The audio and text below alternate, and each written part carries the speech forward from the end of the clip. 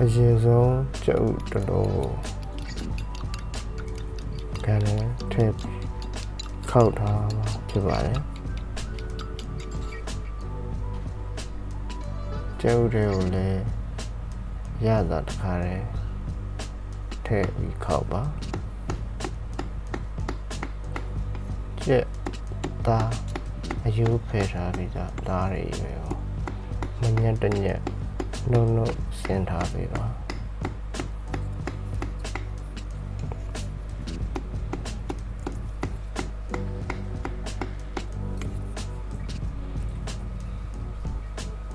ကင်းမုံရေဆေးပြီးခုလိုတစ်စောင်းလေးလှီးဖြတ်ထားပေးပါပစုံကိုလည်းခွန်ခွာပြီးရေဆေးထားမှာဖြစ်ပါတယ်ခေါ်ပြီးကိုလည်းလိုတလို့လှီးဖြတ်ပြီးရေဆေးထားပါပဲပင်ပေါက်ကိုခွန်နေဖယ်ပြီးရေဆေးထားပေးပါ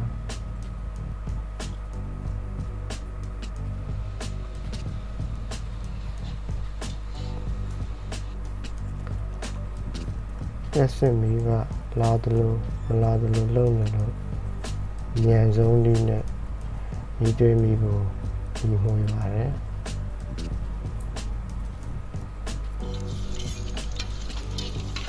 ကျက်သွန်ပြူစီတက်ပါမယ်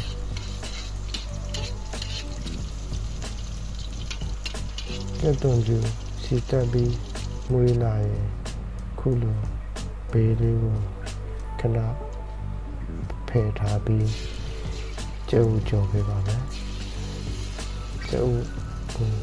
ခုလိုအပြားပုံစံရအောင်လို့ဖြတ်ပြီးထည့်ပေးပါ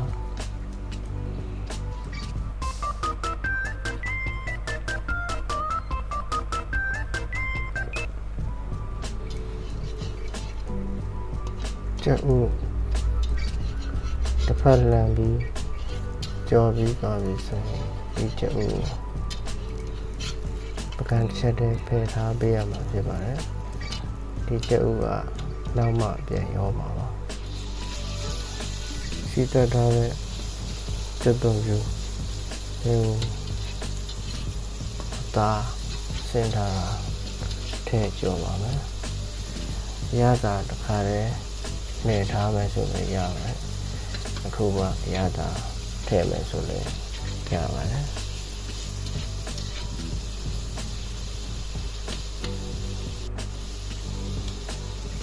ခဏကစီးထားတဲ့ပစုံကင်းမတစ်ခါတည်းထည့်လိုက်ပါပါ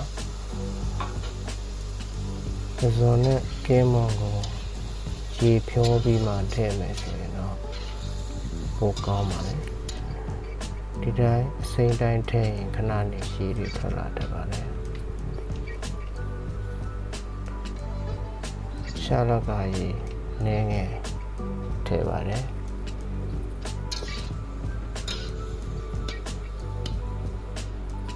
စီပြန်ပြီးမွေးလာတဲ့အထိဆက်ကြောပေးရမှာဖြစ်ပါတယ်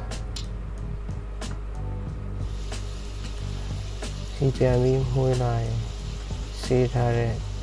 ကော်ဖီထည့်ကြောပါမယ်သူ့ကိုလည်းကော်ဖီတွေနွမ်းသွားတဲ့အထိဆက်မွေးပြီးတော့ကြောပေးရမှာဖြစ်ပါတယ်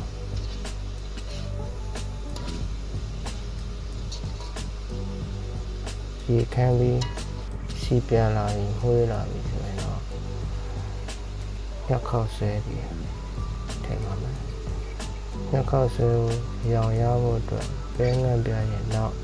အနေငယ်စမ်းပေးပါပြီးတော့ဒီခါလေးရတာစားချုံမို့ကြားလို့တလို့ထည့်ပေးပါ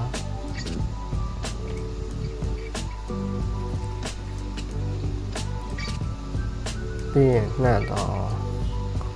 လက်နဲ့အနေငယ်နေပြီးလို့ရပါတယ် အဲ့ဒါပြီးရင်တော့အစာတွေနဲ့ညခောက်ဆွဲနဲ့ရောတော့ဆက်ပြီးမှုကြောင်းမှုမကြောင်းခင်ခုနကဖယ်ထားတဲ့ကြက်ဥကြောင်းကိုကတ်ကြီးနဲ့ကိုက်ပြီးတော့ထည့်ပေးပါ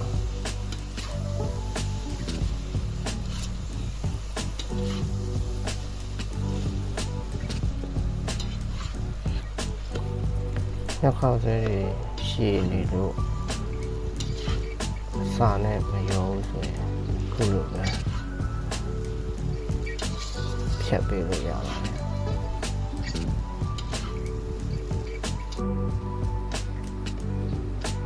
ပစုံကြောင်းမို့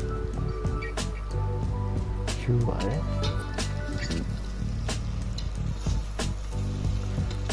ခုဆိုရင်စီပြန်တဲ့အတန်နဲ့ကြားနေရပြီဖြစ်ပါတယ်စီပြန်ပြီးတော့အခြားကနေကြရင်ပဲပင်တော့စီထားတဲ့ပဲပင်တော့ဒီနောက်ဆုံးမှထည့်လိုက်တော့ဖြစ်ပါတယ်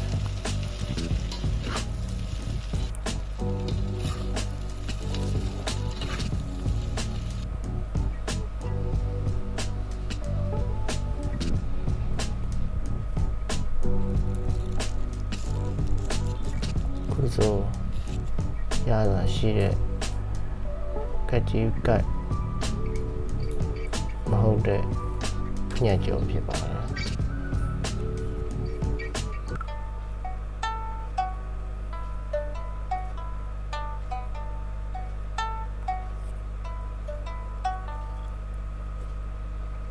အားလုံးကျမ်းမာချမ်းသာကောင်းကျိုးလိုရာဆန္ဒလေးပြေပါကြပါ